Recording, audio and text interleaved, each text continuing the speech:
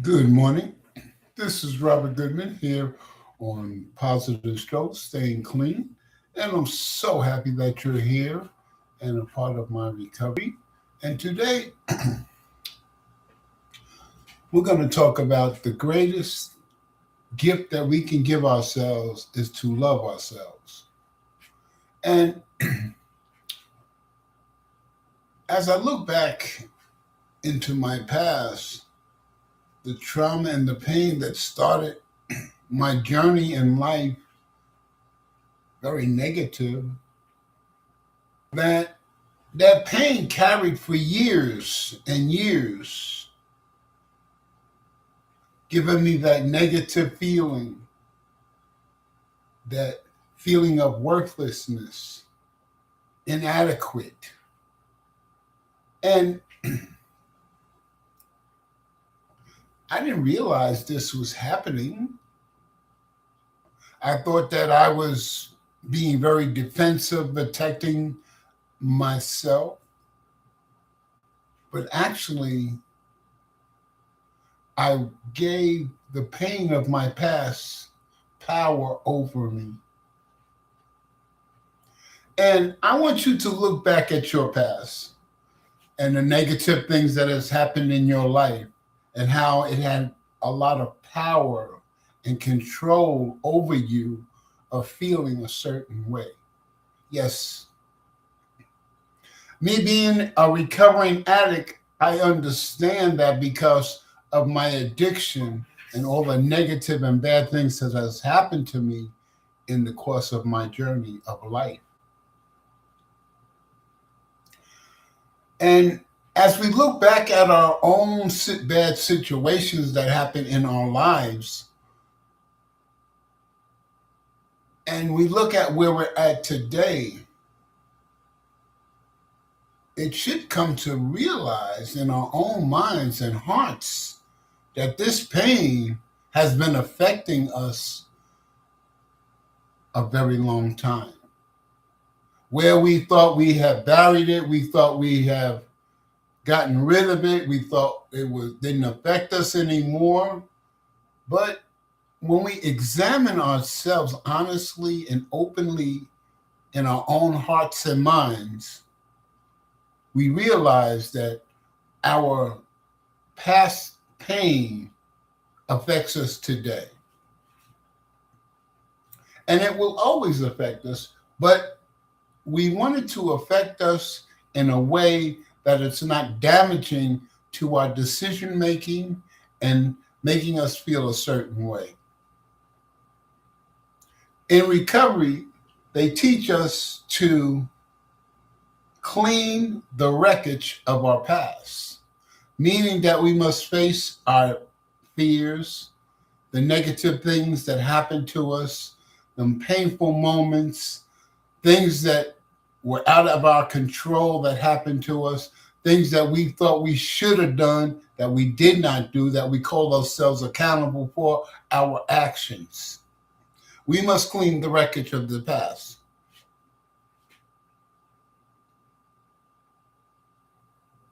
The first thing that changed my behavior in cleaning the wreckage of my past, starting that journey, is admitting that, Robert, you may not be right. You may have made a bad decision. You may have been looking at that situation in the wrong way. Robert, you may have had tunnel vision and only could see what you wanted to see, where your past pain directed you in that manner of acting in that way.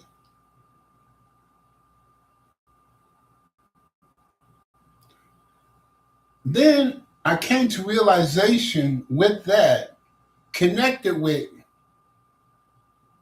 Robert, you are an imperfect person. You make mistakes. You was not born perfect, so you will make mistakes. So with those two factors, then that took the pressure off of me constantly beating myself up for the decisions I made in the past that hurt me. It gave me an opportunity to look at the person that gave me trauma, that they're imperfect too. So their course of action and what they did, they wasn't in their right mind.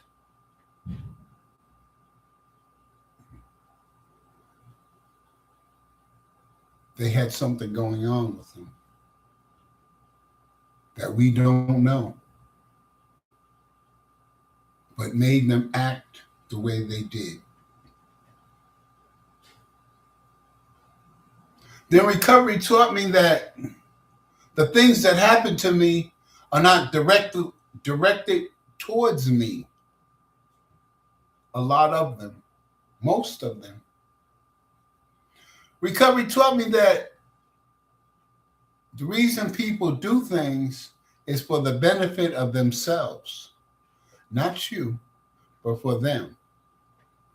And also that they are using their expertise, a way they look at life, to achieve their goals.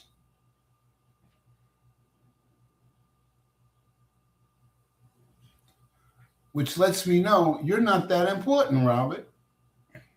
You thought you was, but you really not. So as I learn these facts, I realized that I was not loving myself. I wasn't caring for myself. And how do Robert love and care for himself? Is it the great massages that you can get? Is it the journaling that you can do? Is it the yoga?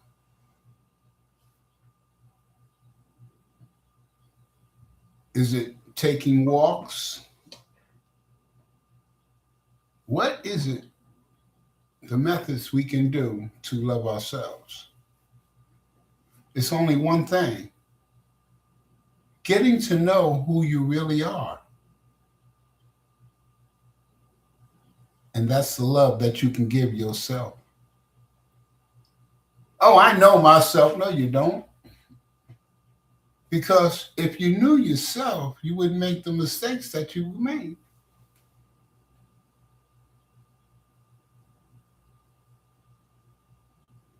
If you loved yourself, there's a lot of mistakes you would not make.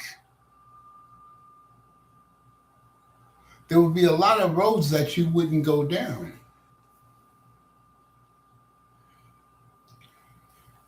We must learn to treat ourselves like we love someone. If you're married, you treat your husband, you love him and you care for him. Well, you love yourself the same way. Love yourself. If you're not married and you're a child, you love your mother and father. You love them. Love yourself the same way. Because when you love yourself unconditionally, when you stop beating yourself up on the mistakes that you've made,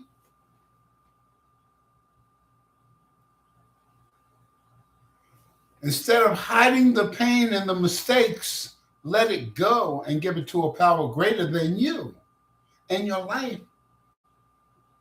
will get better. When you love and care for yourself, that love goes out to others because of the joy and happiness you have in your heart. You feel good about yourself. You're happy. Inner peace with self. If you don't know how to love yourself, then it's hard to love someone else.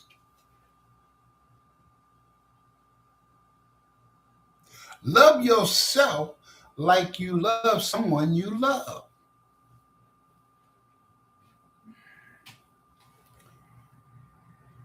Love yourself with acts of service. Do things for yourself. Take care of yourself. Quality time. Time to yourself to go over your thoughts, your feelings, understanding why you feel a certain way about something.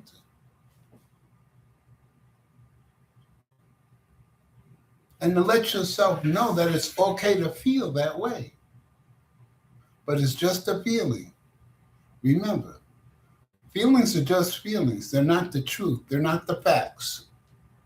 They're just feelings. Physical touch. Care for yourself. Take care of yourself.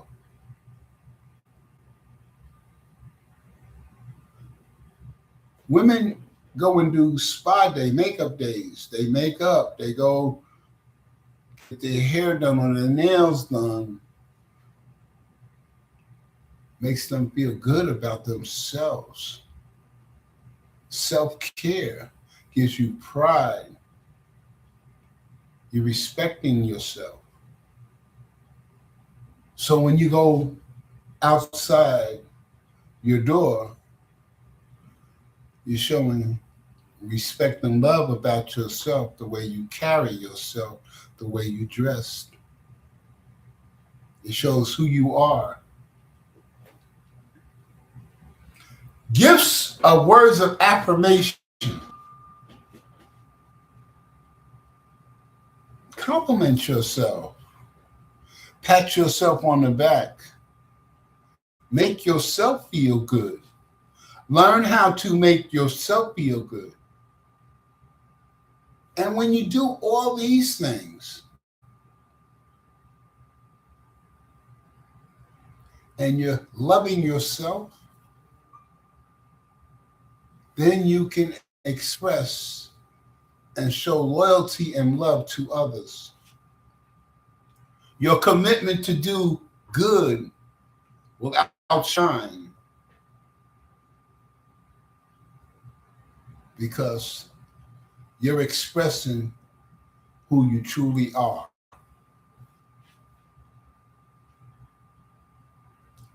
Society says, well, if you wear these type of clothes, you're going to look beautiful. If you have this type of bra on, your chest is going to sit up and you're going to be take notice. This is going to make you more beautiful. If you do this hairstyle, you're going to look handsome. If you wear this suit, you're going to look ready for business. Society is telling you if you have to have this house and this car, electric car, and you got to have all these things, this is what's going to make you happy. Society says you need to work 40 years and then you retire and then you can go on these vast vacations, and this is a lie.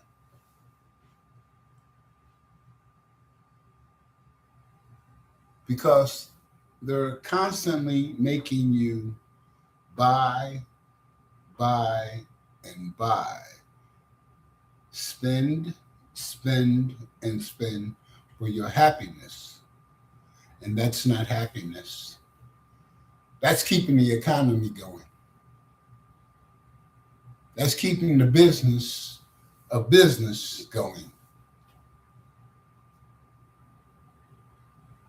True happiness is devoting time to heal the broken part of ourselves that happened to us. To learn from the mistakes and the pains of the past. To heal from the past. To forgive ourselves and forgive those who have harmed us. Because if you do not forgive the people that have harmed you, they're living rent-free in your head. Because when you see them, you feel a certain way. When you talk about them, you feel a certain way. But if you let that pain go, then that does not have to come up over and over and over again in your head.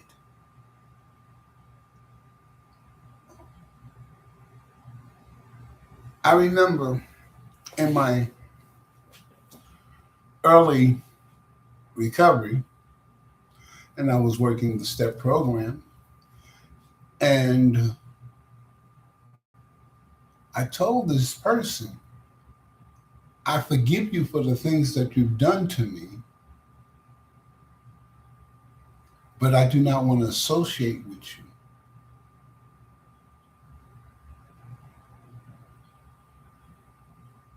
Because of what you've done. I forgive myself for allowing you to do this to me. I forgive myself for not understanding your motives when you did this. But I forgive you for what you've done to me, but I do not want to associate with you. I wish you the best. You have a good day. And when I did that, that situation wasn't an issue.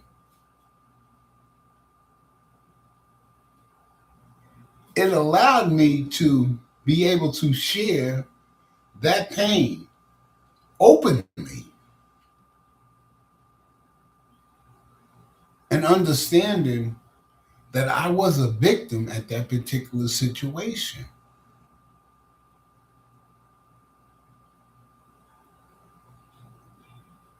That I don't carry that pain or that humiliation for that act. You know, when we share our pain with others, some people take it and have compassion and understanding. But there are others that are judgmental, and they have a whole list of things that you need to do to make it better. But how can they sit up and judge what's good for you when they don't truly know what you're going through?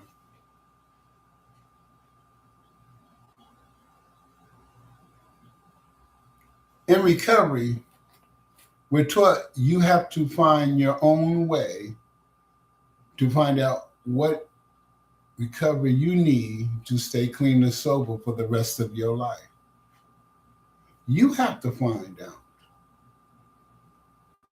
All us recovering addicts can do is give information about what we've experienced, how we overcome the pain that we've experienced, and what works for us. But you have to find out what works for you. And in that, it's the same thing with loving yourself. You have to find out a way of loving yourself, what's good for you, what's beneficial to you, what brings you that inner peace, that inner love and compassion for others. That when we look back at our past mistakes and things that have happened to us, we're not shameful about it. We're understanding that we did the best we could under the circumstances at that particular time in our lives.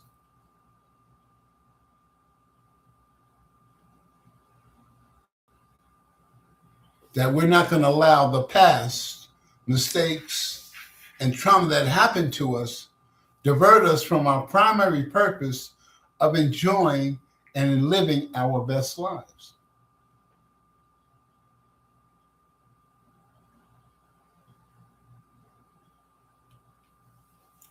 Last but not least,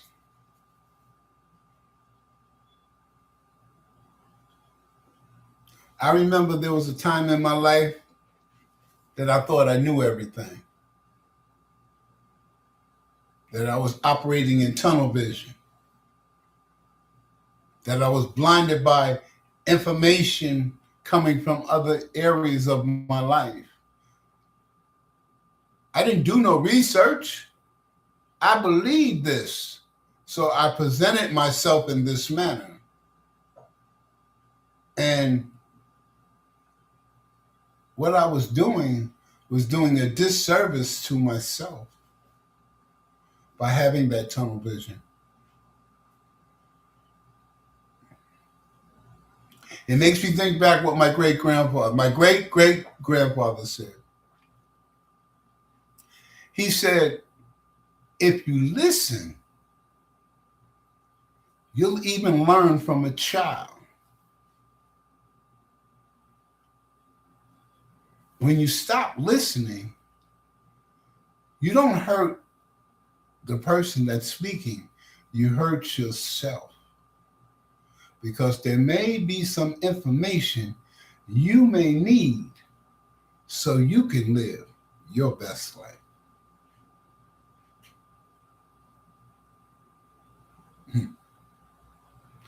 Powerful words. Well, me being who I am, a hard-headed person, I didn't learn this information and apply it until I was in my 50s.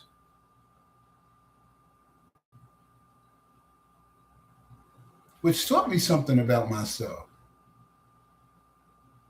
I can be my worst enemy by being stubborn, by willing not to listen, not to learn. And when I came to this realization, my life got simple, my life got better.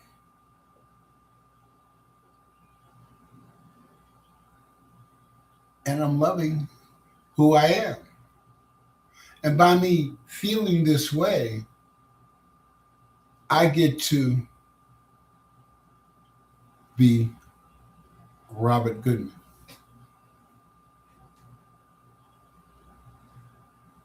The person that I am, not by my faults, but what life has taught me and where I am today. I hope the information that I shared with you today makes you look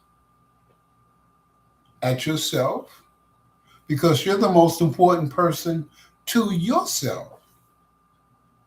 It's not about me. It's about you, your life, your choices, your way of life. I'm just a person giving information for you that may help you along living your best life. This is Robert Goodman from Positive Stroke, Staying Clean. And remember, the more we learn about ourselves, the better we become. The more we forgive ourselves, the less pain we carry. You have a great day.